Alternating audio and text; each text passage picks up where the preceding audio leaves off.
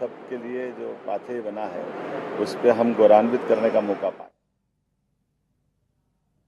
मुख्यमंत्री डॉक्टर मोहन यादव ने भोपाल स्थित कमला नेहरू सांदीपनि कन्या शासकीय विद्यालय में आयोजित किताब से कल तक कार्यक्रम में विद्यार्थियों से संवाद किया।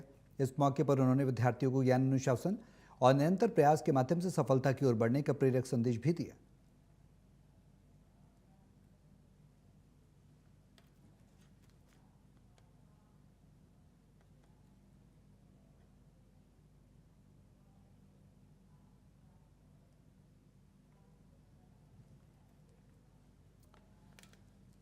सीएम डॉक्टर मोहन यादव ने कहा कि प्रधानमंत्री नरेंद्र मोदी के नेतृत्व में किसानों को सशक्त करने के लिए हम संकल्पित हैं। इसी कड़ी में मध्य प्रदेश कैबिनेट में किसानों के हित के लिए कवच योजना लागू की गई। इस योजना के अंतर्गत कोई भी सहकारी समिति में प्रबंधक या कर्मचारी गड़बड़ी करते हैं तो किसान डिफॉल्टर नहीं होंगे, बल्कि गड़बड़ी करने वाले जेल जाएंगे। हमने राज्य के 5000 ऐसे किसानों को राहत दी है जो डिफॉल्टर हो चुके थे।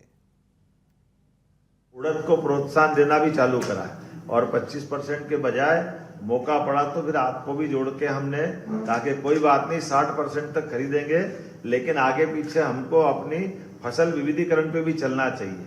इसलिए जोरदार ताली बजा करके एक तरफ गेहूं उपार्जन में भी, दूसरी तरफ आपके हर दुख दर्द में सरकार सदैव आपके साथ खड़ी है। मैं भावांतर योजना के बलबूते पर भी सोयाबीन के माध्यम से जो हमने कदम बढ़ाए थे, अब बोलना चाहूंगा संभवतया अगले धान की खरीदी में भी हम भावांतर योजना के बलबूते पर सरसों और धान दोनों की खरीदी में भावांतर का लाभ देंगे। ताली वाली बजा करके इसका भी भविष्य की दृष्टि से आनंद ले सकते हैं। सरकार किसानों के साथ है। सरकार के माध्यम से हमने कोदो कुट की भी अब श्री अन्न योजना के माध्यम से खरीदी है।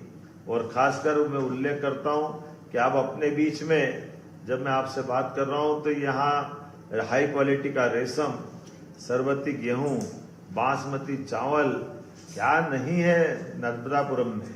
वास्तव में यहाँ का तो एक बार सरबती गेहूं का स्वाद ले तो दूसरा गेहूं खाना बंद कर देता है। इतना आनंद आता है नर्मदापुरम का। व्यक्ति भी जोरदार और यहाँ के अन्न उत्पादक और अन्न के भंडार भरने वाले खेतों का भी टेस्ट अलग प्रकार का मिलता है। मैं अपनी ओर से एक बार फिर आने वाले समय में मुहासा बावई के बलबूते पर यह हमारा सबसे तेज गति से औद्योगिक क्षेत्र में बदलने वाले जिले में शामिल हुआ है। इरिगेशन में हमको फलोद्यान पे भी आगे बढ़ना है और बड़ी संभावना है हमारे नरसिंहपुर जिले और नर्मदापुरम जिले में, जिसमें हॉर्टिकल्चर के बलबूते पर बहुत सारे अपने अलग अलग प्रकार के आम, अमरूद, संतरा, केला, पपीता, अनार, नींबू ऐसे कई फलों के बाग लगाए जा सकते हैं। बड़े पैमाने पे इस पर अनुदान भी दे रहे हैं। नर्सरी भी लगा सकते हैं, नर्सरी के माध्यम से भी लाभ मिलेगा। Poly house, shade net house जो सब्जियों, फूलों और उच्च मूल्य वाली फसलों के लिए भी संरक्षित, ऐसे कई प्रकार के कामों में प्रोत्साहन दे रहे हैं। महिला स्वयं सहायता समूह के माध्यम से एक बगिया माँ के नाम के आधार पर भी लाभ मिलेगा। और फूड प्रोसेसिंग यूनिट, इसकी संभावना भी अद्भुत है और फूड प्रोसेसिंग यूनिट में 50% की सब्सिडी भी सरकार दे रही है। मैं बधाई देना चाहूंगा आप सबको। ये बदलते दौर का समय है। यशस्वी प्रधानमंत्री के नेतृत्व में जोरदार ताली बजाएं कि हम न केवल खेतों की ध्यान रख रहे हैं बल्कि खातों का भी ध्यान रख रहे हैं।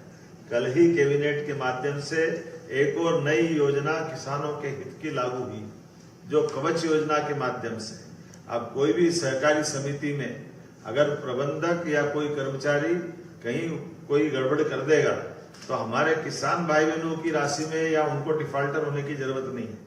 अभी कल ही हमने 5000 किसानों का जो डिफॉल्टर हो गए थे उनको। खबर जबलपुर से। ओबीसी आरक्षण की सुनवाई पूरी हो गई।